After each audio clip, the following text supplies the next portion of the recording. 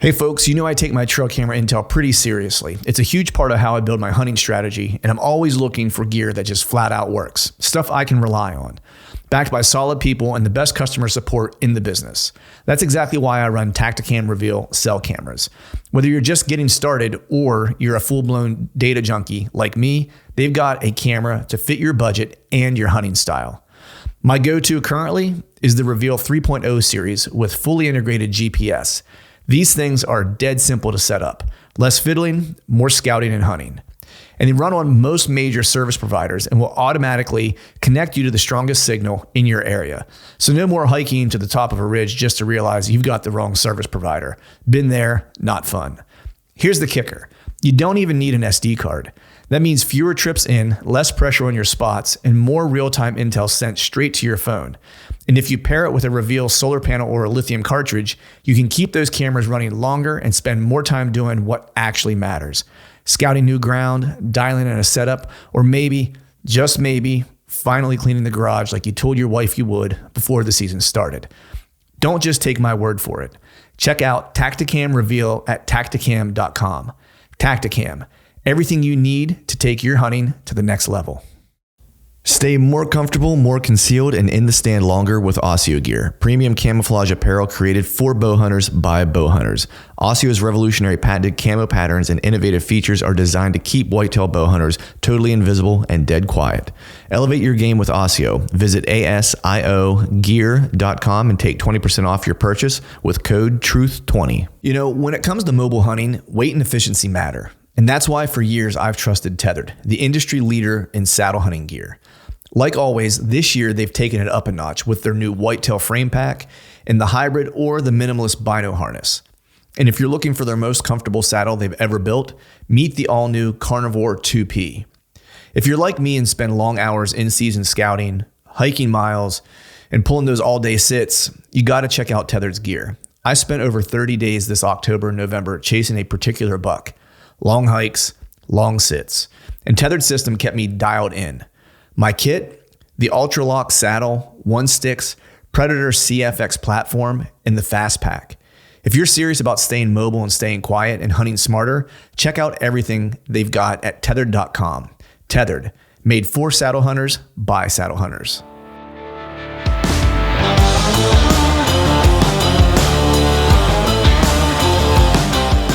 Welcome to the Truth and Stand Deer Hunting Podcast, brought to you by Tacticam Reveal Cellular Cameras. I'm your host, Clint Campbell, and you're listening to episode number 441. Today I'm joined by my buddy Tom Murphy to talk mature bucks and the mindset it takes to stay in the game. Stay tuned.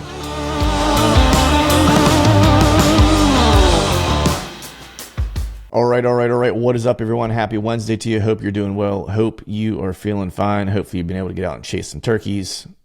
No turkeys are harmed on this side of the fence. However, was able to actually get out this past weekend. Had some time free up finally on a weekend.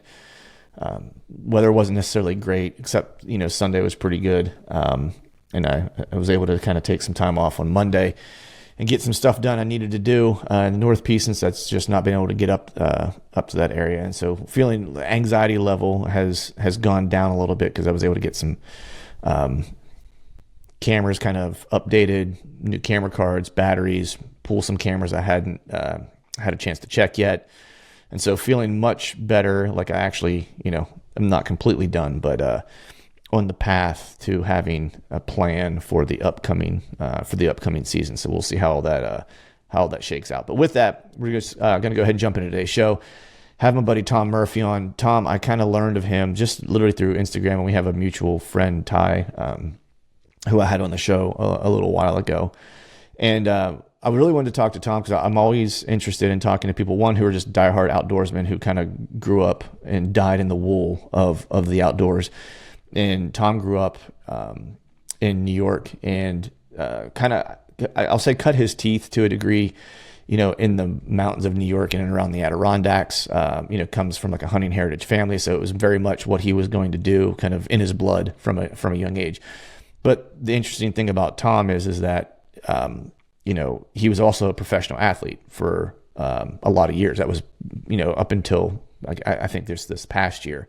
I was a professional baseball player, played in the major leagues, was a catcher, And so I'm always interested in people who are, that 1% of the 1% of folks, right? And so whether you're talking about football players, baseball players, martial artists that compete at the professional level, collegiate wrestlers, Olympic wrestlers, whatever the case is, like you're talking about a very small group of people, and there's a very kind of specific mindset that you have to have in order to be, in that club, so to speak, right?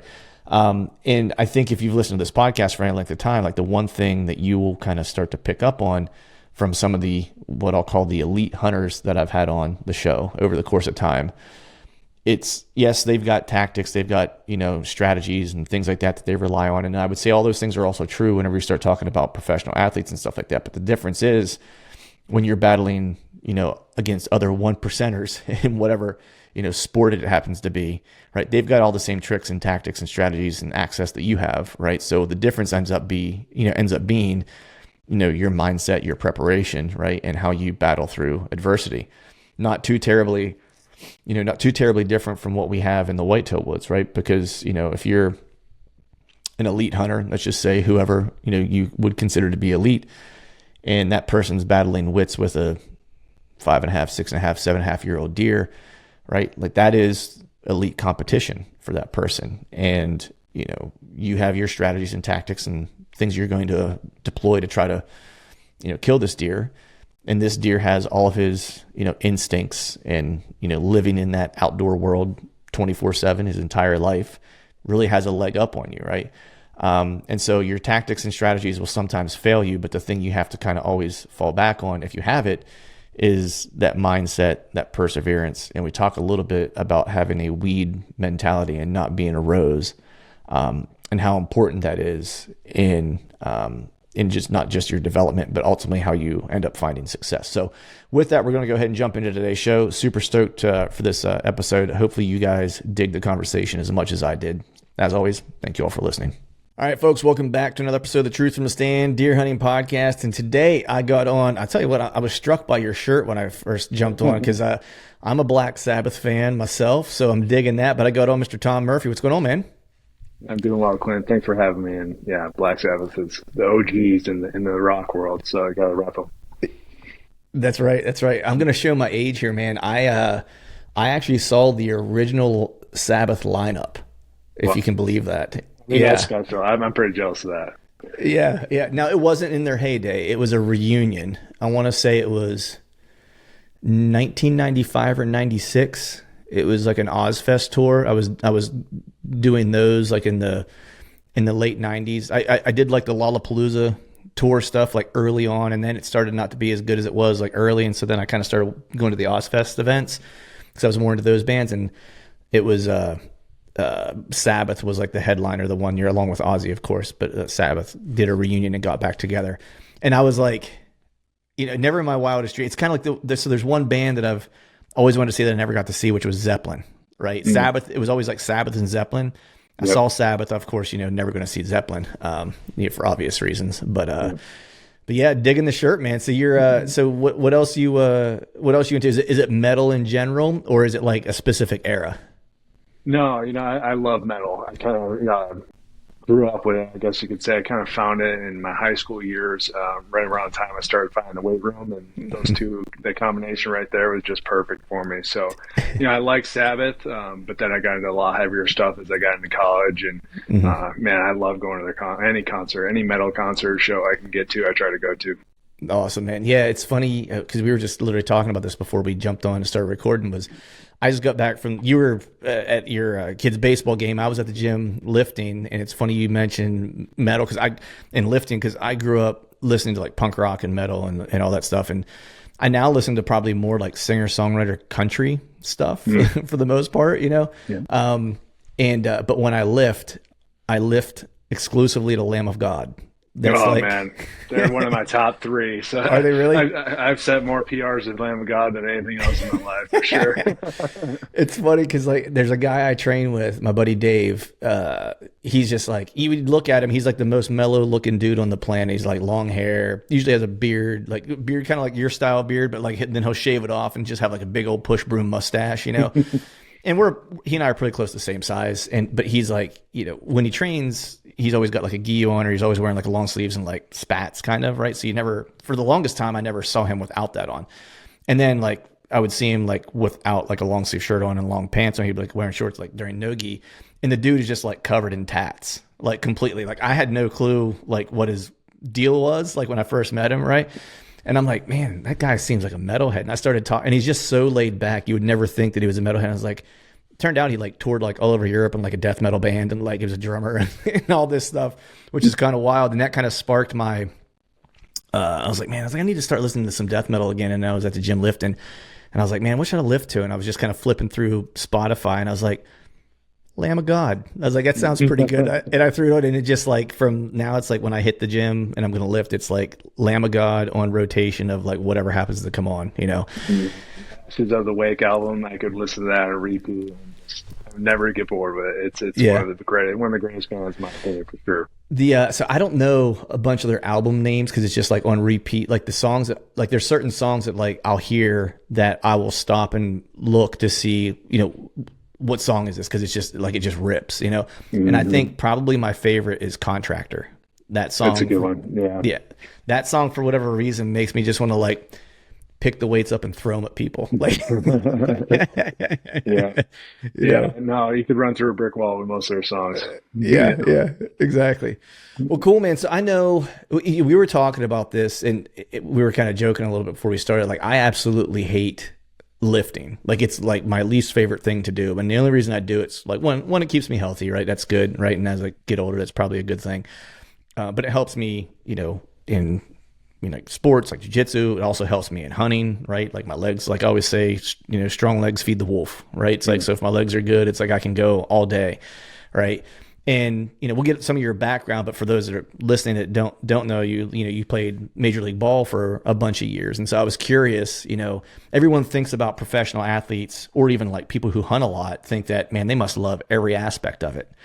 And like, if you've ever done anything long enough, you might love it globally, like as a whole, right? But there's always parts of it that you don't like, right? And so I was just curious. It's like, man, what parts of baseball for you were the parts where you were just like, oh my God, I hate this thing, but I know I got to do it because it's gonna benefit me. Yeah, I didn't really have many until I got to professional baseball and in Major League Baseball specifically, but just constantly being in concrete jungles, just being in the cities all the time, all year round, traveling. I'm not a big flyer. I don't enjoy it. And we fly everywhere. It's just that type of lifestyle was, it's extremely hard for me to get used to and comfortable with. But that's been the biggest challenge for me. Right.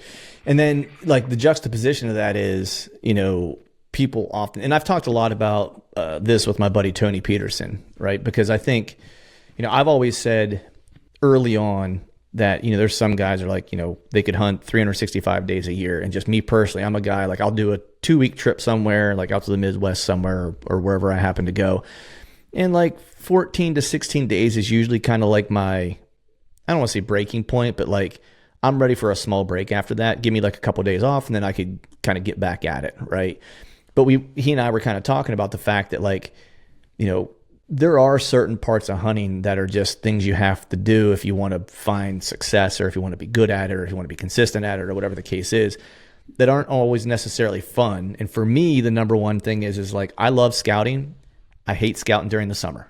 Like that is the one thing, like I tried it, like, and I'm kind of screwed this year because I've been so late on everything. Like I'm going to actually just start my primary scouting for like my main areas like this weekend. Right. So it's like, yeah. I just had a ton of family stuff going on. I had some like jiu-jitsu tournaments and stuff like that to where I just couldn't get away.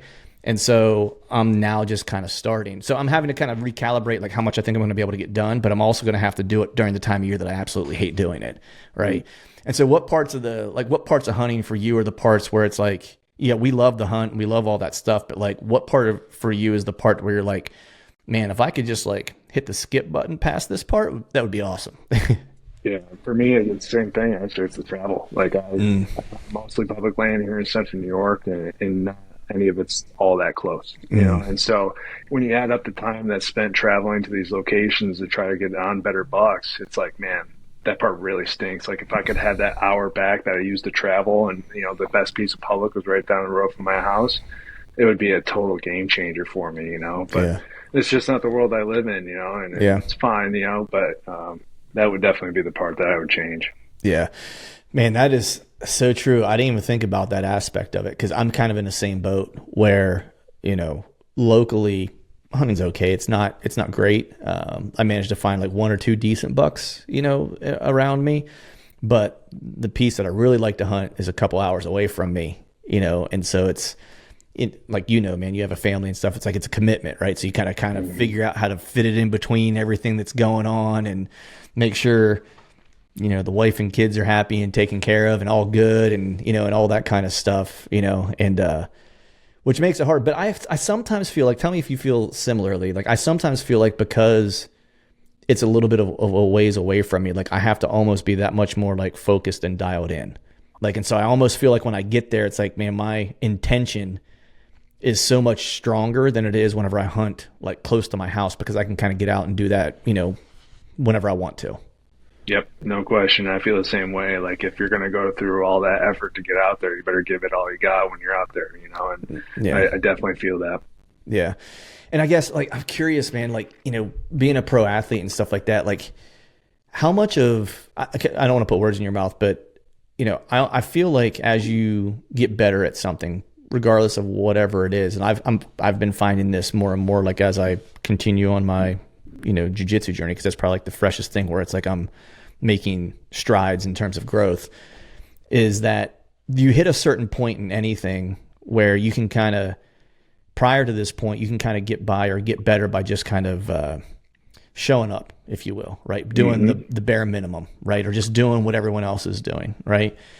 And then you hit a certain point where in order to really kind of see the growth at a similar rate, or even like a reduced rate, but just like growth that you're happy with, your mindset has to almost switch from like just participation to now like intention, where you have to have something that you're now focusing on to get better at, right?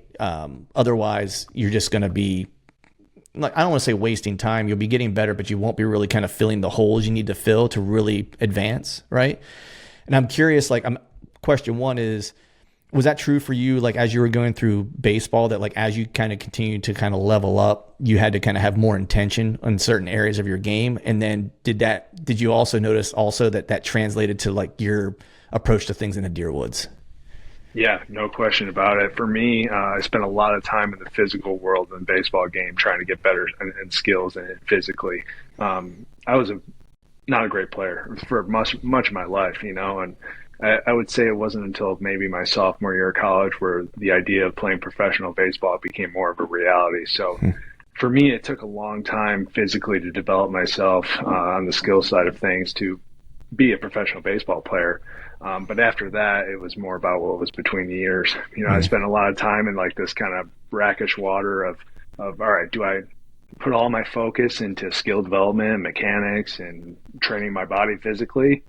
Or do I know that the elephant in the room is kind of what's going on between the ears? And that's probably what's really holding me back. So for me, that was like the big transition of like, all right, this is where I need to become more nuanced, more skilled, more obsessive, and once I kind of started thinking those ways and trying to navigate those waters, my skill level rose, A, and then B, I became a better all-around baseball player, no doubt. Right. And so how does that translate for you then in the whitetail world? Because I know like your approach is like trying to take a similar mindset into, that you use to kind of build yourself, if you will, right? As a baseball player, you're trying to use that same kind of approach or mindset to kind of continue to build yourself in the whitetail woods, right? No question, because in both avenues, I've wanted to create as much success as possible for myself. I wanted to reach the pinnacle in both sides, right? Baseball, that happened in 2015 for me when I got called up for the first time. That was the pinnacle. That was my goal. After that, it was all, icing on the cake for the most part. But for me in the whitetail woods, that's still kind of a far thing away. And now it's like, as I'm transitioning kind of out of baseball, I'm still active at the moment, but I've herniated a disc in my back that's kind of really limited me in my action and what I can actually do.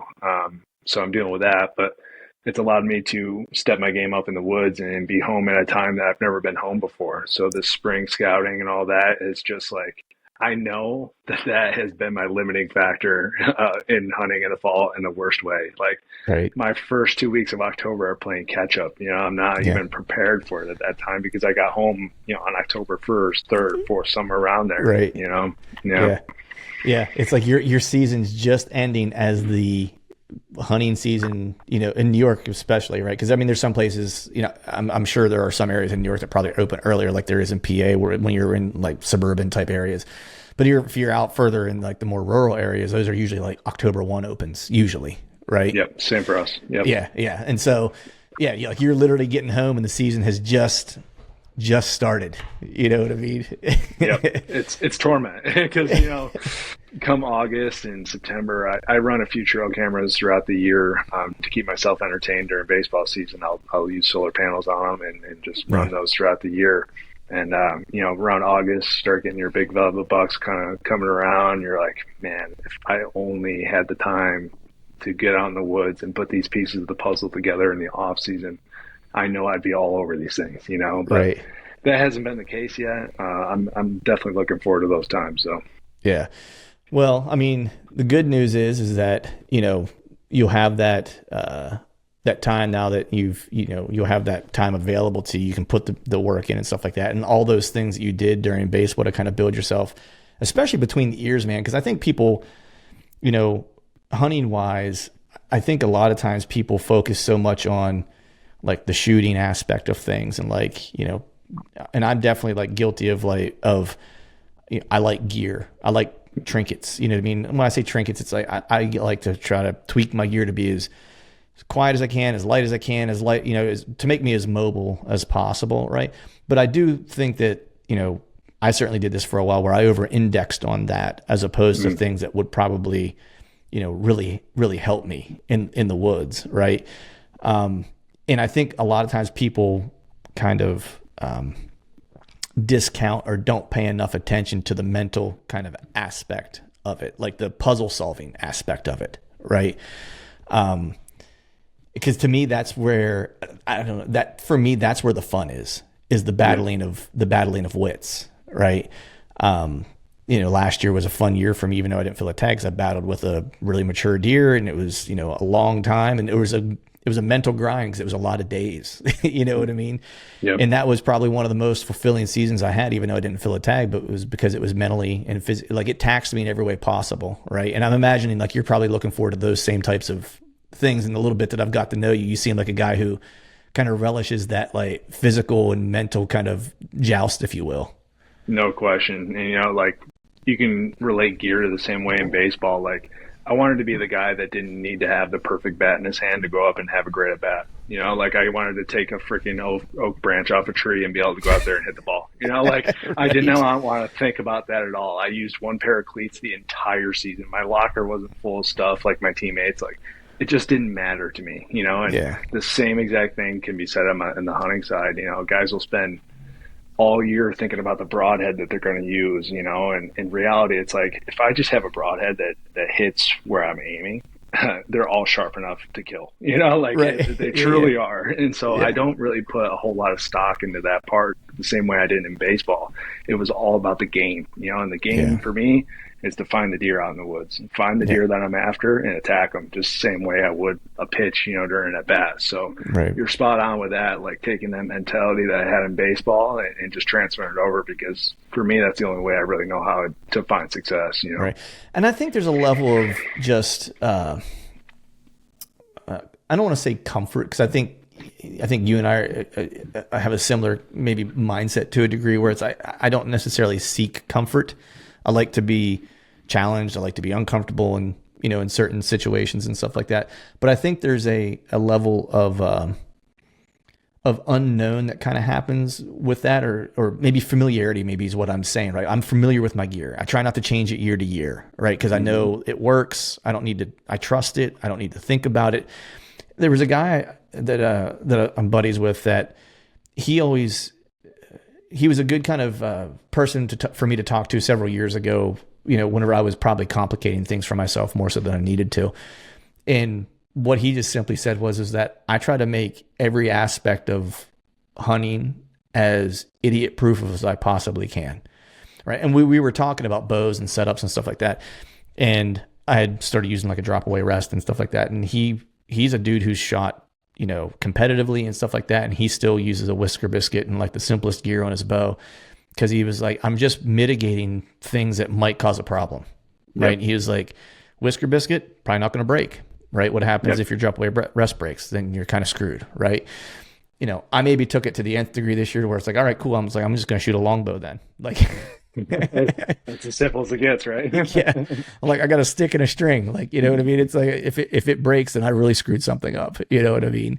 Yeah. But, so man, how did you get started hunting, man? Cause I know, I've creeped around your Instagram page and stuff like that. And I know hunting's something that you've had, what I'll say is in your blood for a while. You have as this is an example, you have a specific hat that you wear that was your grandfather's, right? That then your dad put some claws, I think, on it or whatever, some bear claws or something on it, right? And that's the hat that you wear. I thought that was super cool that you have an heirloom like that still rides with you. But how did you kind of start hunting and start that kind of journey? Because for me in PA, it's very much a heritage state where it was, you turn 12 years old, here's a gun in your hand, you're going out.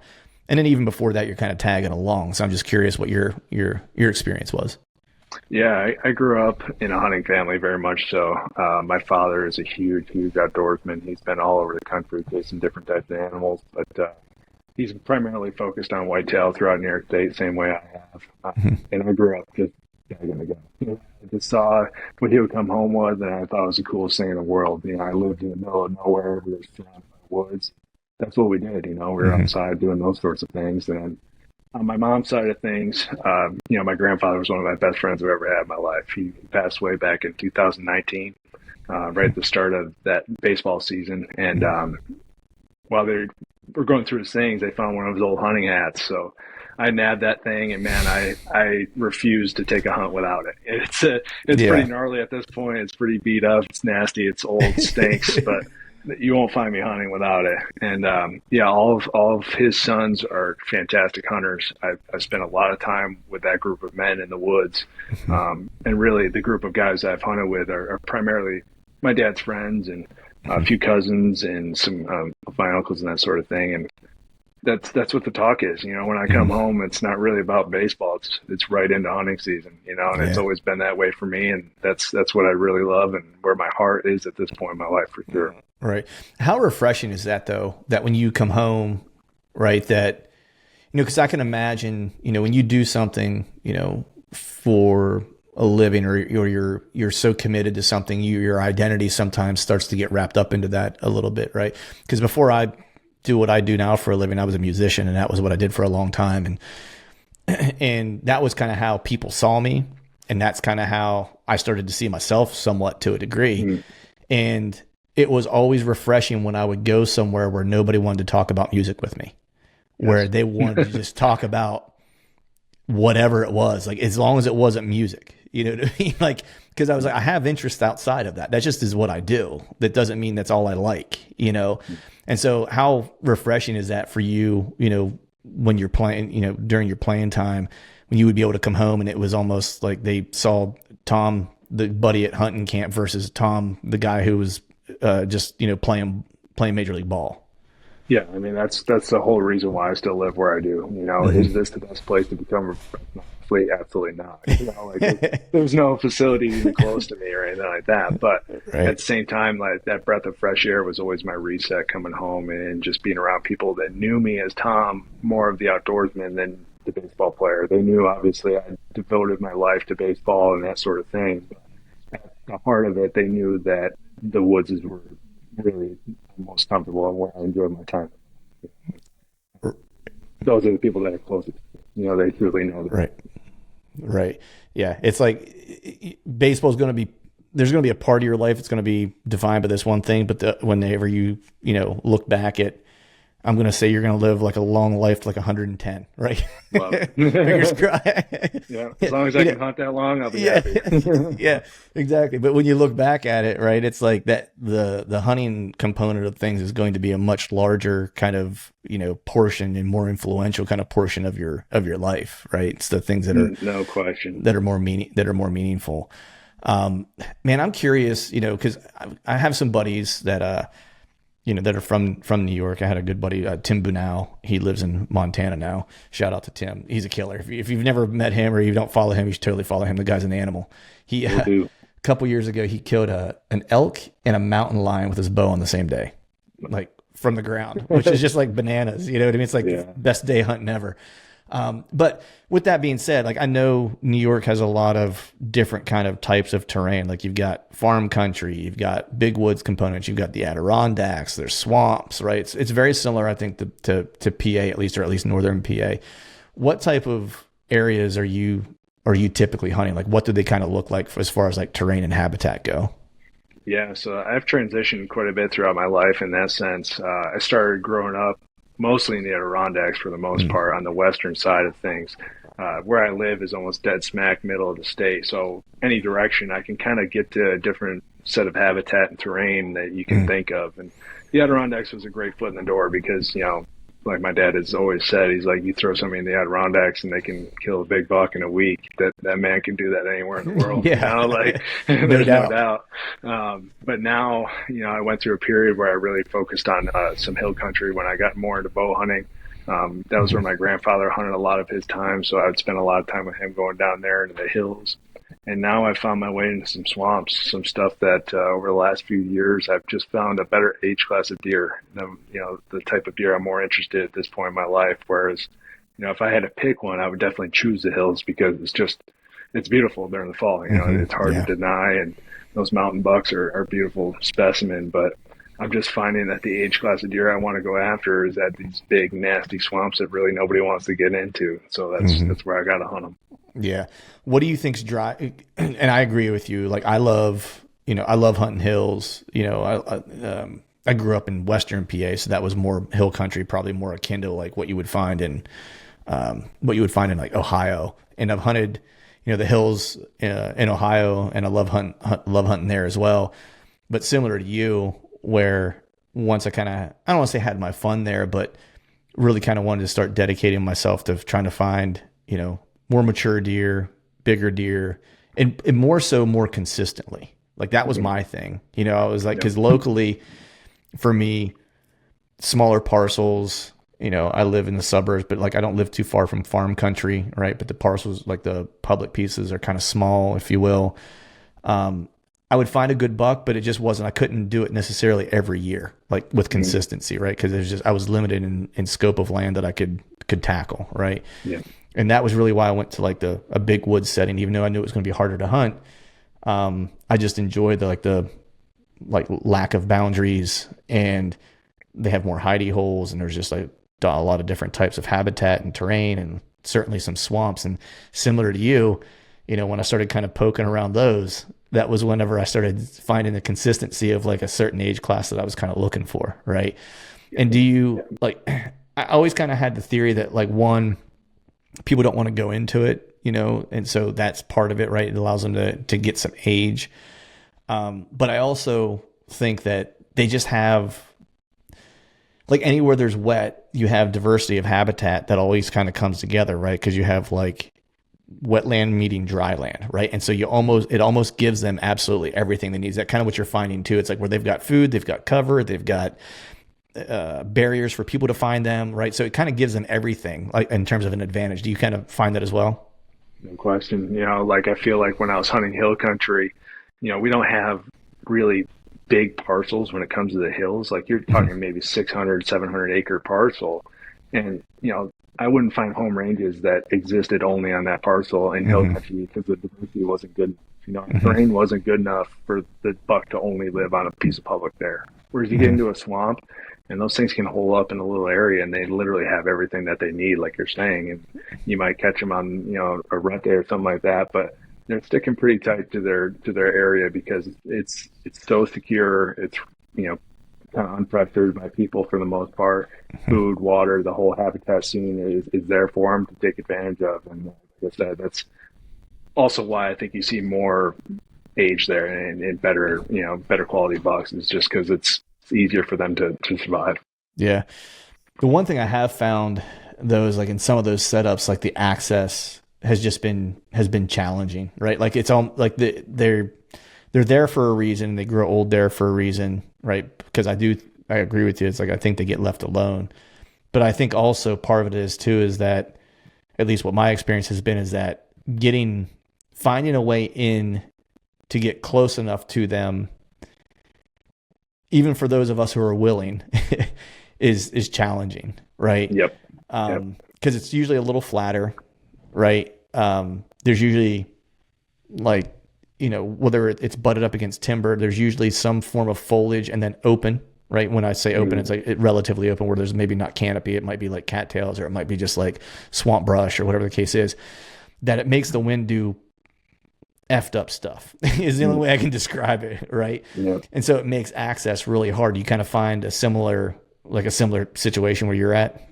No question, especially with a bow, right? Like what I found these last few years in these swamps is that they're littered with this stuff called northern spice brush, and it's basically what most people probably refer to as swamp brush. Mm-hmm. But what I've found is that they use that as almost kind of their hard edge on the inside of these swamps, and so that they get up on these little dry mounds that are 2, 3, 4 feet above the actual line of the entire land around them. And they have their backs to these swamp brush, and they're looking out into the open, and so they can see 300-400 yards from that little 2-foot elevation like it's nothing, and you have the sound advantage of the water. It's really, really a challenge to get close to them with a bow. Yeah. The one thing that I got the old okey doke on last year was there was a swamp that I was hunting for this particular deer, and I thought I had a couple of really good setups kind of around this swamp. So there was the main swamp that I was kind of hunting around, and there was another one that wasn't too far away. So there was a couple of them, but there was one in particular that I was kind of hunting. And this one was actually kind of a smaller one. And I was focusing kind of like on the north and south end of it to a degree. And it just, I didn't think about it. Like we had a really dry fall last year, didn't have a ton of rain, which was a little bit odd. And so all the data in what I had seen the year prior with trail cameras and observations and stuff like that, like they were moving a specific way. And I was like, man, if they do that again this year, I was like, fire up the cigars. I was like, it's happening. Game over. Yeah. I thought I was going to kill him like the first weekend, that's like, I actually went up. I had the right wind because he liked a certain wind, and I had the wind that I wanted, or that he liked. It was sometime in like, I want to say like beginning, we had like a little cold snap that came through, like an unusual cold snap that came through like sometime in August. That was like really odd, or I think it was like August, or maybe it was like toward the end of August. And I had the right wind that deer liked. And so I was like, man, I'm going to kill him in this spot opening day if I get the right wind. And it was that wind. So I actually went and slept in the back of my truck, drove the couple hours, slept in the back of my truck, got up the next morning, at the butt crack of dawn, climbed into the tree I would want to kill him out of so I could watch what the thermals were going to do. Right. Like, because I was like, I'm not sure. I was like, this is the prevailing that he likes. It's like, but I need to know like what the thermals are going to do in this spot. So like when the sun starts to come up. So I got in and like did like a fake hunt essentially for him. That's kind of how obsessed I was. But the wind just did funky stuff there. But like what ended up happening was like it was so dry, and I didn't really count on this. And this is like how swamps can be kind of fickle to hunt, not just the wind, but didn't get enough rain to where I was hunting it one day and I was watching deer cross the center of it, just walk across like they were in like the CRP in Oklahoma somewhere or something. And I was like, and it didn't dawn on me until I saw it. And I was like, dude, that just changes the whole game. I was different like, layout now. Yeah. I was like, they've got no barrier any longer. They can zip right across the middle of that thing, And so that was, I mean, to me, swamps are one of the hardest things for me to hunt personally. Like I'll hunt hill country all day, every day. And like, I don't want to say it's easier, but it's just easier for me, probably because I grew up around it.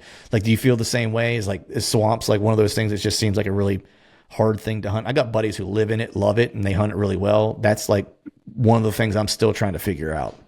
Yeah, no, I feel the same way. I feel like in hill country, it was easier for me to get the kill shot.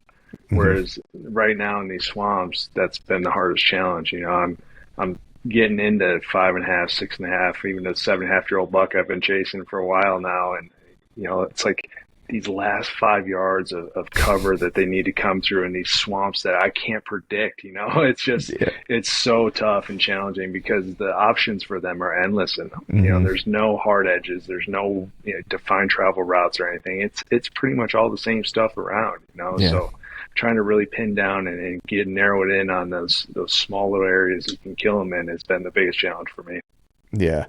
Dude, you just said a mouthful right there. Cause that's it. You know what I mean? Cause there's that was the hardest part of this area that I've been hunting, where I was scouted the past couple of years and hunted, really hard last year, was that there's really no defining terrain feature that's going to move deer for you. Which makes it really, really hard. To your point, it's like, I just need this next 5 yards, or I need, it's 10 yards this way, or what's going to make them put their foot in this spot. Right.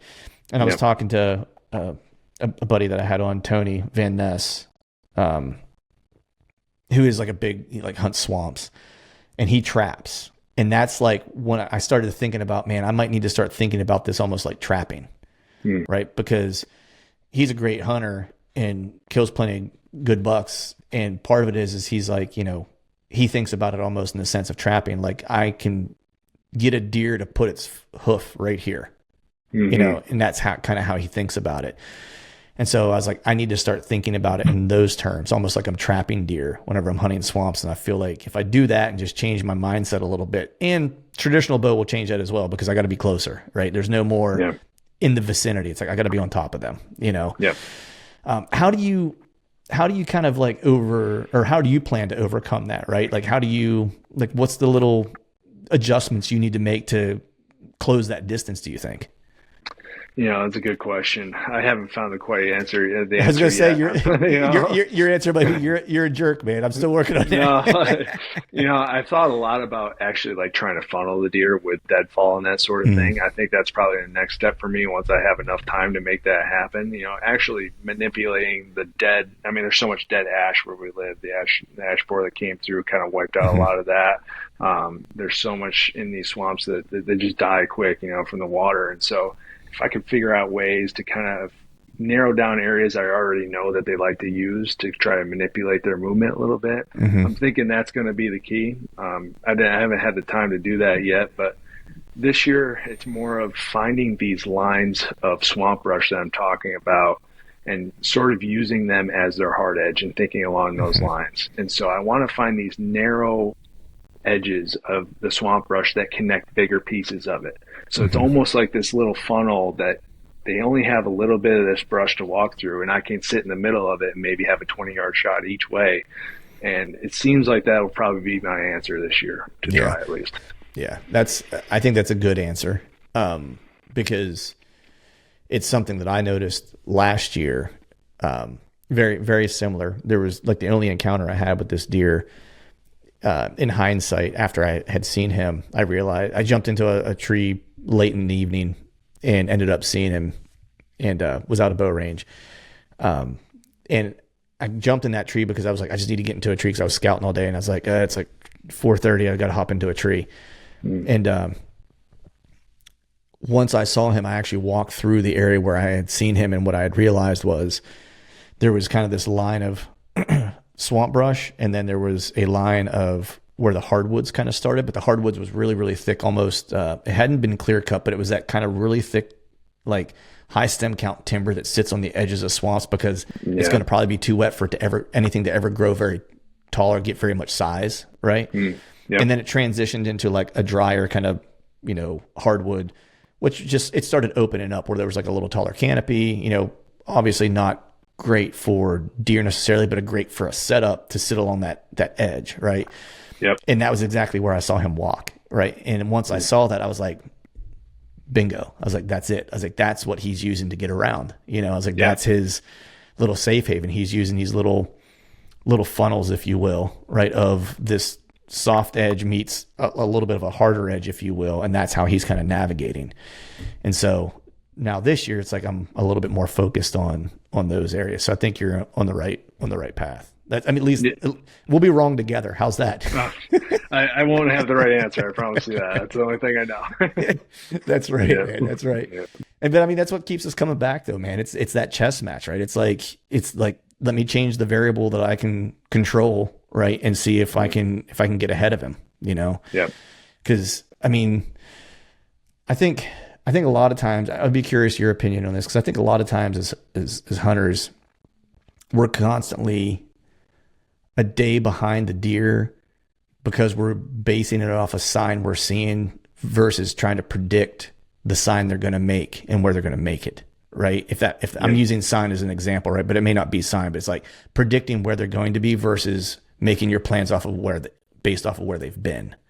Right. It's a really hard challenge to overcome as a hunter, especially with the age of trail cameras, right? Like we're constantly, we have all this data now, we have all these things that we swear we know. And it's like you're just a little bit behind them. Yeah. But it was funny because I was thinking about this before you and I jumped on the podcast, because it made me think of hitting them in the major leagues, right? Because you can't base I'm looking for you to tell me. I don't know shit about shit when it comes to swinging a bat in the major leagues. But I imagine you have to kind of use that same kind of predictive mindset when you're in the batter's box, right? Because I can't imagine you can base what you might swing at in the next pitch based on what that pitcher just threw, like he's going to throw the same thing, unless he clearly has a tendency that he throws predominantly fastballs, right? If it's a closer that's going to throw a lot of heat, right? Yeah. But let's just say it's Paul Skeens, right? Who has like the filthiest stuff right now, right? It's like, you got to try to anticipate and predict what he's going to throw next, not based on what he just threw you, because what he just threw you was probably a setup pitch, right? Yep. And no question, you're spot on with that. Like that is the test match of Major League Baseball at this point, especially now. Like we have more information than we've ever had at our hands, literally in the dugout. You see these guys on iPads and that sort of thing, and it's like there's such a litany of information on there that like you can definitely get in your own way, where it's almost too much. And then on the flip side of the coin, defensively, like that's been my whole life as a catcher is trying to think along with the hitter, and like I love that piece of the game. That's been one of my favorite parts of catching. Physically, it's not the most fun position over a course of time, but that chess piece is what I truly, truly loved. And thankfully I have a pretty solid memory. Like I can remember pitches that I threw 2 years ago to guys, sequences and how we got them out and all those sorts of things. And it's like, all that stuff matters, because you're at the end of the day, you're dealing with a human element up there, and it's got an emotion to it, an attachment, and so that part of the game I love, no doubt. Yeah. And I wanted to ask you about that because I feel like that part of it translates so well to hunting mature deer, right? Because it's like throwing to Judge or Ohtani, right? It's like when you're hunting a deer that is 5.5, 6.5, 7.5 years old, like you're talking about the elite of the elite monarchs in the woods, right? Yep. They don't make a lot of mistakes. They don't swing at bad pitches, right? Yep. They take borderline pitches and always get the call. No question. And they have their own personalities, right? And I think that's the biggest thing, right? Is like you start to, like when you study a mature deer like that long enough, you start to find like their little idiosyncrasies, right? Absolutely. And I imagine like a major league hitter, especially one that's really elite and very established, like what they've done has gotten them to that point. They're probably not going to change. So if you can kind of figure out what that is, right? It's almost, I don't want to say it becomes their kryptonite, but you at least now know what their secret sauce is to a degree, right? And I feel like understanding mature bucks, like outside of like their patterns, I think it's knowing them more so than anything else is what allows you to kind of get ahead of them. No question. That personality component of both sides of hunting and baseball is too real in my opinion. Like I said, at the end of the day, you're dealing with nature and a human and a deer and that sort of thing. And that cannot be solved on a piece of paper. That can't be solved in an algorithm or anything like that. And so I truly think it comes down to developing your instincts more than anything. both baseball and hunting. You develop your instincts and you learn to trust your gut and what you're seeing in real time. And it's like you cannot go wrong going that route compared to trying to predict everything that's going to happen and use the information and the data. And well, this number says this, I got to do that. It's like, as soon as you start talking in those terms to yourself on the diamond, like the game's going to blow past you because someone out there feels something from you that already you're telling your story already, with the way that you're portraying yourself and the way you're thinking out there. So I think that the aspects and the instincts and the personality is all too real with both baseball and hunting, and Right. I saw that big time with deer, like I learned this deer that I was chasing last year over the course of 3 years, and I narrowed him down to a point where I should have killed him. I didn't get the job done, unfortunately, but I had him so pegged in his patterns and what he was going to do and what time and the personality that he had. And, I even just like the markings in his horns and how he's going to hit trees and the coloration and what types of trees he liked to hit. Like you just learn all those little things, and they count, they matter, and they help develop your instincts for that deer. Yeah, 100%, man. It's when I get a chance to talk to some guys, that I've had on the show, whether it's the Dan Enfaults or, the Andy Mays or, whomever it might be, or the one that a person I think that doesn't get mentioned often enough. He's one of my favorite people to talk to, just in general. But he's a sharp woodsman, but he also very much dives into like the personality of the deer is Cody DeQuisto, right? Like he's just one of those guys, like he pays attention to everything. Sharp woodsman, but man, he wants to know that deer, like not just like what he's doing, where he's going. Like he wants to know it. Another one's Jake Bush. Like that guy kind of gets into the mind of the deer. I just got a lot of respect for how those guys do that. And ultimately for me, it's like when I listen to them and I get a chance to talk to them, they understand like the easy part I won't say the easy part, but the part for them that becomes like the baseline is like, where does he live? Where's he traveling? Where's he spending time? Like, where's he eating? Like those things like that. Like that's the baseline. But I feel like they ultimately kill that deer because they know him. Like they know, they know him like a person, right? They know what he likes, what he doesn't like, knows if he's aggressive, knows if he's not aggressive, knows if he's a homebody, if he's a roamer, like, all these personality traits that we would have as people even, right? It's like, you sit down, like, like your best friend, for example, could sit down and write a bio on Tom, right? And say like, these are the things he likes. This is his personality. This is what pisses him off. This is what makes him laugh out loud, right? Like all those things, right? Yep. Like getting to know a deer like that, I think is what some of these guys who are like, in my opinion, that I look at as like the next level dudes, like that's the part that they're really good at, is they can write a bio on that deer and tell you not just where he lives and what he's doing, but they can tell you the why and who he is. Yep. I couldn't agree more. And, I feel like it all comes down to the only way you're going to find that out is spending the time doing it. Like it has to be kind of your only obsession. I don't turkey hunt. I don't fish. I don't do much of that stuff. Would I love to? 100%. Like I love the outdoors. I love enjoying all that stuff. But at the end of the day, my biggest goal is to kill the oldest, biggest buck in the woods. And the only way I can do that is to learn him. And the only way you learn him is to spend time in his element with him, And so the more time you can spend on task, the better off you're going to be. And I guarantee you those guys would say the same thing. Yeah.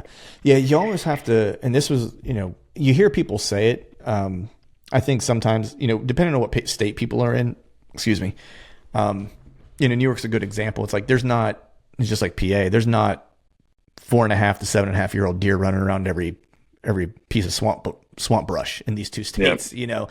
It's a hunting heritage state, a lot of hunters in both instances.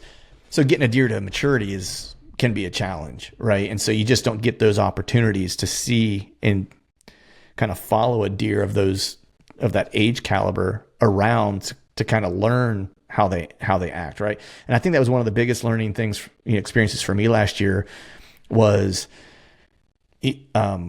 when you do get a chance to follow a true like mature critter around, is that if you pay attention and not just like pay attention to the deer, but if you pay attention to all the other things, and I'm curious if you have this experience as well, like you just start to see the woods differently. Like you start to see it through their eyes and why they are where they are and why they use what they use versus just what deer do, right? Because those mature ones, like, they're just a little bit different. They truly are, no question. Like I feel like they have earned the right to be different in their world too. You know what I mean? Like they don't have to go around making a bunch of signs. They don't have to do all these sorts of things to assert their dominance. It's the same reason why Mike Trout can walk up to the plate and not, be a showboat or anything like that, because he has earned the right to do that, and he can walk up and have authority from everybody around him. Right. And I feel like these mature bucks are the same exact way. And so really kind of comes down to deciphering what is actually their sign compared to, all right, they still might be in this area, but they're not laying down a whole lot of sign. And I definitely see that a lot too. It's like, man, I know they're here, and there's nothing really telling me that they're truly here. You know what I mean? But at the end of the day, that's really kind of where they are. So that's, especially with the higher hunting pressure areas, they just learn, like that sign means death sometimes. Yeah. Yeah. It's, that was the most maddening part about the whole charade last year, was that I could not, for the life of me, cut that deer sign until middle of October, not late October. It was like just past the mid-October point.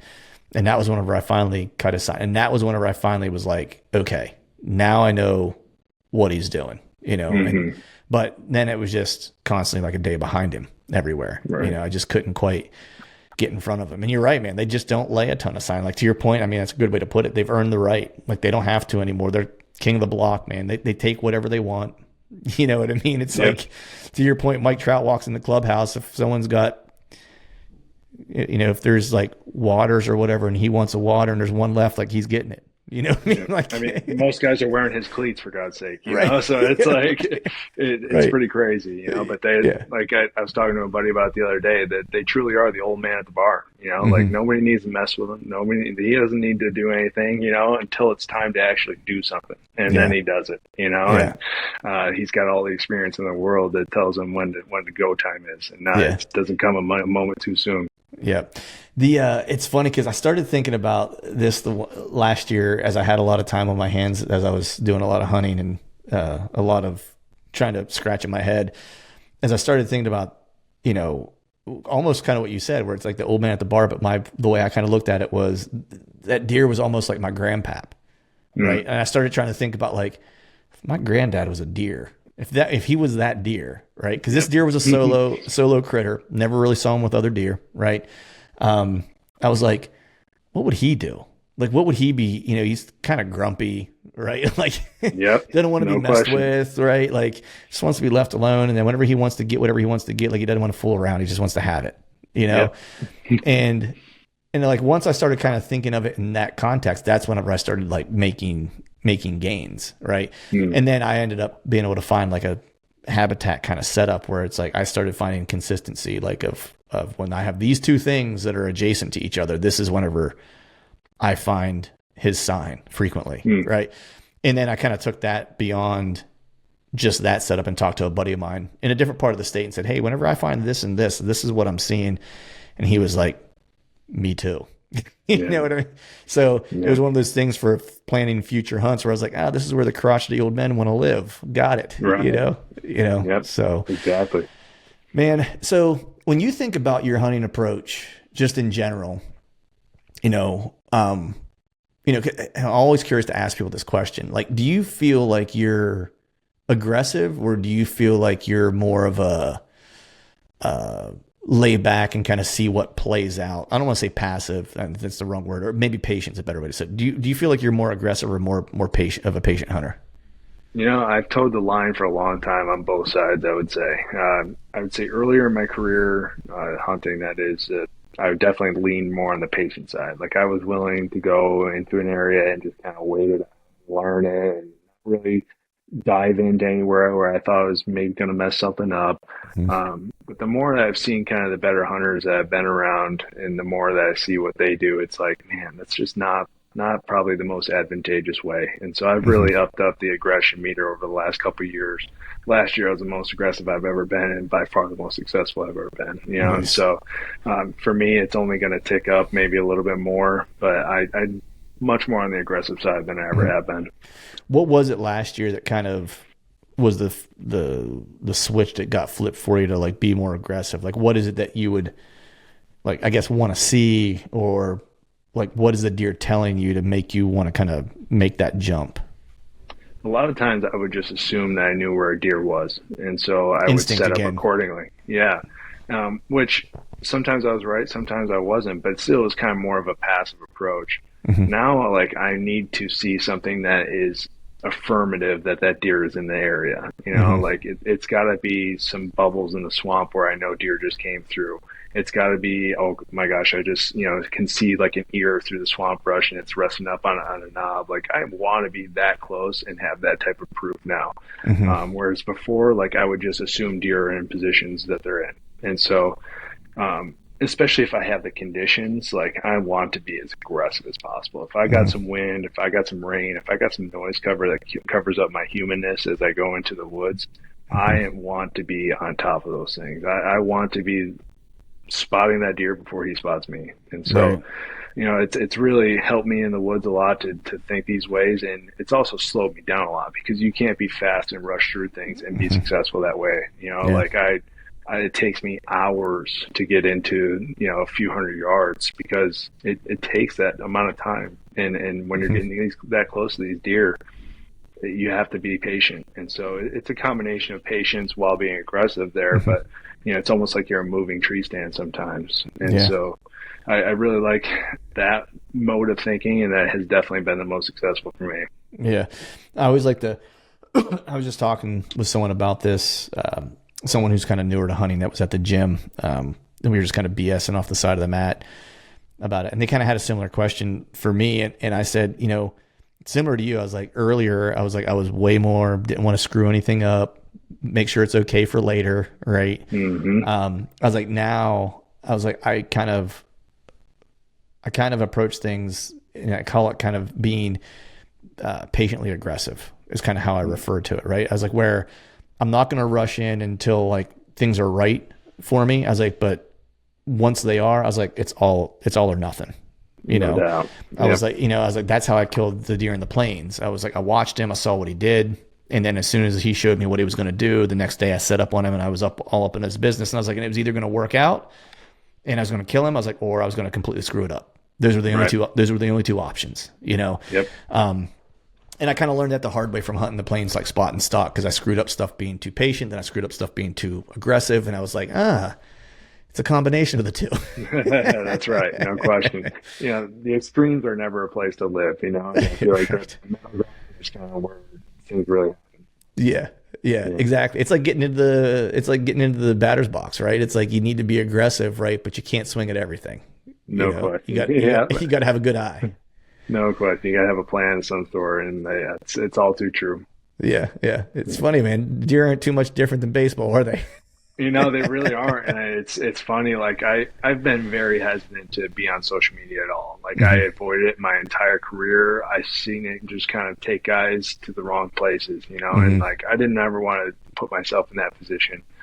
But, my experience with baseball and also my passion with hunting is kind of unique, and it's an obsession on both ends that I've taken to the extreme for sure. And what you realize at the end of the day is like, I was playing the same game, on both sides. And so I have this game in the woods that I can play for the rest of my life, like we talked about earlier. And baseball had a finite end, and I've known that all along. But to me, it's the same game. So I'm out there competing the same exact way. And it is like, I can't imagine doing it any other way and having anything else, because it feeds me. It truly does. Yeah, man, I love hearing that. Cause like, I try to encourage people as much as possible to find, I love hunting as much as the next guy, and you clearly do too. Right.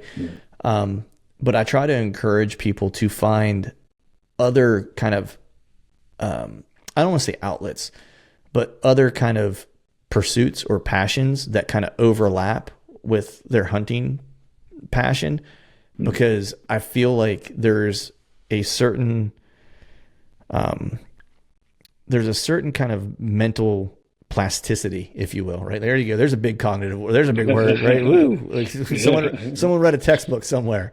Huberman will have you on next. I know, right? There's a certain kind of mental plasticity that you get whenever you have like, multiple passions, or at least one other one, that you start to see the overlap of the two, that the one ultimately makes you better at the other.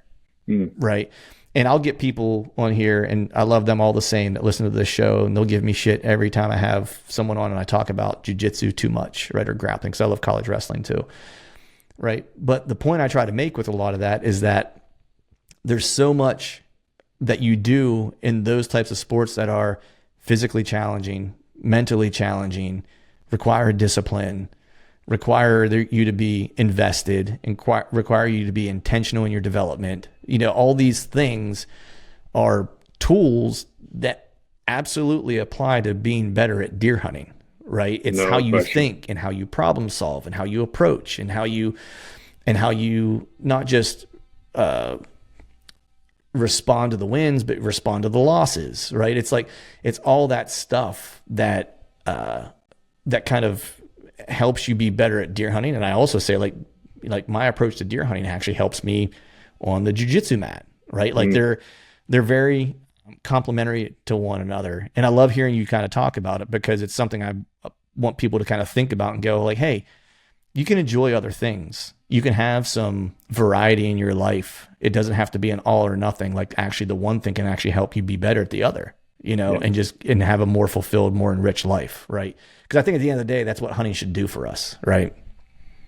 I agree. I think the underlying cause of kind of learning that these things can translate to both sides, and that, the path to success is very similar in all fields, is that you have to have this passion for it. If you don't have a passion for it, then it's not going to exist for you. You know what I mean? Like you can't just will that into existence. Like I had a passion to pursue baseball to the highest that I could take it, and like that didn't leave me ever, I also have the same passion to do that in the whitetail world. I want to pursue it to the highest possible degree of where I live. And so I know the path that I took to baseball and how that made me successful. And I know that I can plug and play that into any walk of life that I want, as long as the underlying passion is there.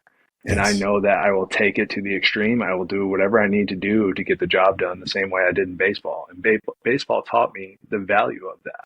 And so I know that I can apply that to any walk of life at this point, as long as I apply myself to it. And, it's just like next thing up, like I don't know what that'll be in my life, whether it'll be anything other than hunting. I don't know, but I know that I have the keys to success. I've done it, and I know how to apply it. So it's super powerful. I couldn't recommend that more to people. Yeah. I love hearing you talk about it, because it's just because I think a lot of people, when they look at, just take professional athlete, for example, right? Or someone listening to this, whatever the thing is that you would watch or see and aspire to be, whatever that thing is, right?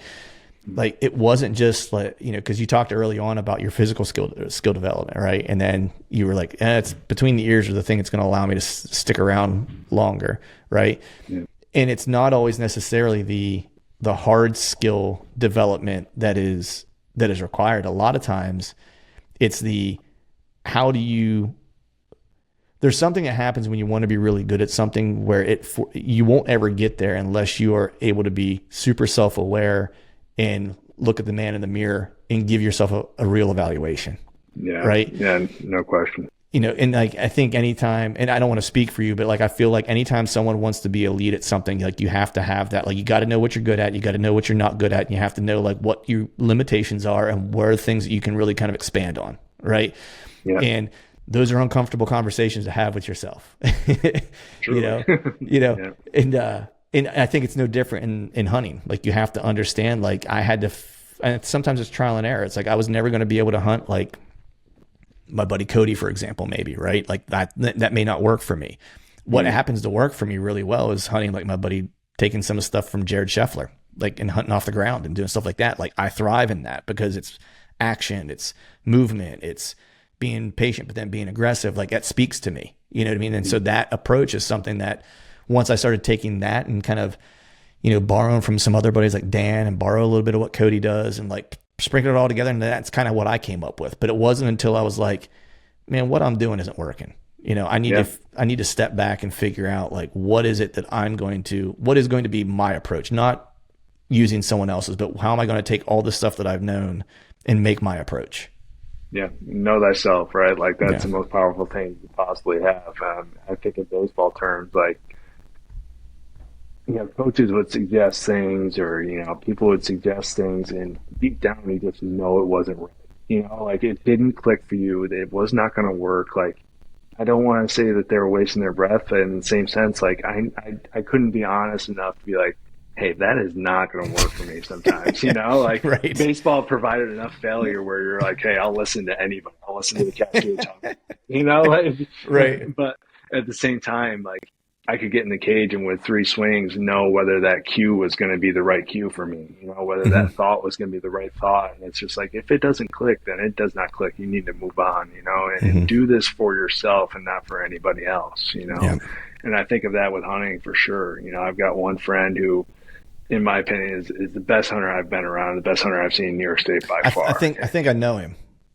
You probably do. He's been on your podcast. I was gonna say, yeah, I think, great yeah, dude. yeah, he's Ty awesome. Jennings, he's the man. His Instagram's the Whitetail Project. If you guys want some good whitetail content, that's the place to go for sure. Yeah. But this guy is as impressive as it gets, and his style is 1,000 times more aggressive than mine. And we both know it. And then he sees some of the things that I do, and he's like, "Oh man, maybe I could apply that." And I see some of the things that he's done over the past few years, and I know that I've applied some of his stuff, and he's helped me a ton. So, pick and choose what is going to work for you, and it goes for sports, it goes for the whitetail world, and all that. Nobody can tell you that but yourself. Like you're saying, you have to be self-aware. You have to know in your gut whether that's going to be right for you or not.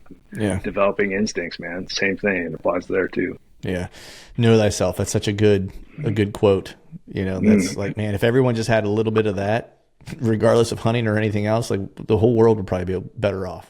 Yeah. And honestly, like I started hunting myself this offseason. Like I started thinking back of like, all right, if I was a deer and I did what I did throughout this year, the deer are hunting us just as much as we're hunting them. They're not out to kill, obviously. Out to evade, at least. Yeah, right. And so they are hunting me, and they have been hunting me over the course of the few years. So I need to think back and hunt myself. Like, all right, what did I do to cause these deer to maybe manipulate their movement and their lifestyle because of what I was doing? And so I thought that was a really powerful way to move forward with my hunting style. Yeah. And it's crazy to think like, that's a pretty standard thing in like sports, right? Is self-scouting. Like, what do they know about me? Like what tendencies am I giving? Right. Cause we always think about the deer's tendencies, right? Or as an athlete, as an amateur athlete, we always think about what is the pattern or what are the tendencies of my opponent. A lot of people don't at the amateur level, don't think about like, what am I doing telegraphing? You know what I mean? And to me, it like became, I don't want to say obvious, but it's part of like the jiu-jitsu journey. Like as you advance, like because you start to lay traps, like as you advance, like becomes like a thing that you do where it's like you start to now provide people options or opponents or people you're training with options for escape from positions to only like 2 routes, right? And it's the 2 routes you want them to take. And so you're dictating what they're going to do, right? And so it becomes self-scouting because like you'll start to figure out like, oh man, whenever I grab his sleeve that way, like he knows I'm going to do X, Y, or Z. So now I got to figure out a different way to get that sleeve control, and I have to time it a little bit differently. That way he doesn't defend it. Right. It's like, and so you have to start to like, cause I've learned that because you train with the same guys over and over again, they start to know what you want to do.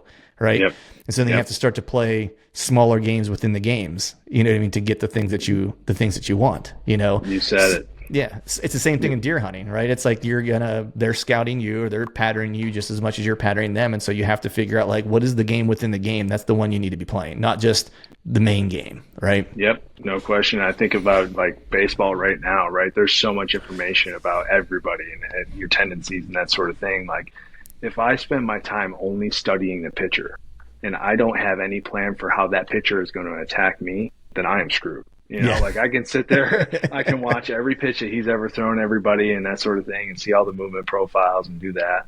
But if I don't know my weaknesses, because 1000% that's what he's going to attack, then I have no idea how to make a plan properly, And so that really developed in my baseball game throughout time too. And it's like I said, it's so similar between that game and the game that I'm playing in the woods. You know, Yeah. it truly becomes the same thing. Yeah, man. So I'm always curious to ask people this question. It's, you know, when you think of like the deer that you've chased, is there one that sticks out to you in your mind that has taught you the most? That was just like, you know, maybe you killed it, maybe you didn't, maybe it beat the pants off you, but you were like, man, that deer gave me a master class on what I needed to do, how and what maybe I needed to develop as a whitetail hunter. Yeah, no question. I alluded to it a little bit earlier. I've been chasing the same buck for 3 years now. Last year was the third year. The first year I had him at like 35 yards, couldn't get a shot off at him. Second year I never saw him. And then last year I had him twice within the kill range that I just could not get shots on him at. And I believe he's dead now, but I don't have 100% certainty. I think he was 7.5 years old last year. Just an absolutely hammer of a deer for New York State and really for anywhere. I mean, he was just a beautiful deer, but he was kind of the first one where I kind of went chips all in on. And I think that was also really important in this process too, and how you can learn deer a little bit better is you find one deer and you study him for 3 years, 4 years, or whatever it is. That deer is going to teach you so much about what deer do and why they do it and when and how and all these sorts of things that if you just kind of sit funnels your whole life, I don't think you'll ever really find out, you know what I mean? And so those lessons that I've learned over the past 3 years from that deer are mainly applicable to him, obviously, like we talked about with personalities and identities and that sort of thing. But you also know the process that it takes to learn a deer a little bit better and how much needs to go into it and all that sort of thing. So that deer, you know, I actually made a post about him. It's like, he owes me nothing, but I owe him the world. You know, I didn't kill him, but he taught me a ton. Yeah. Man, that's how I feel about my experience last year was that, like, that's, you know, it's however you want to frame it, it was a blessing to be able to chase and be in the woods with the critter of the caliber that I was chasing last year. And that's kind of how I looked at it, you know. Don't get to do that often. And I got to experience that for like 30 couple days, you know. It's like, how fortunate was I to be able to do that, you know? And yeah, I owe him a ton because I look at approaching hunting mature deer so like completely differently now based on that one season just chasing him around. So I will ask this question then, like, is there a deer, and maybe it's the same deer, is there a deer that haunts you to this day that like there's always the one that got away? Because I have one that I missed in Iowa that still sticks in my craw like to this day. Actually, that's not the one that haunts me. The one in Kansas is the one that haunts me. That would have, like, I might have retired after I shot that deer, put it that way. that one still haunts me. But do you have one that haunts you? You know, they all haunt me, to be honest with you. I feel like I can't get away from any of them, to be honest with you. I have a few. This one, if he's confirmed dead, I can't 100% rule it out yet, I guess, but I'm about 99% sure this guy will haunt me for a long, long time. I know that. I hit one a few years back in hill country that like was kind of my first time of putting all the pieces of the puzzle together on a mature buck.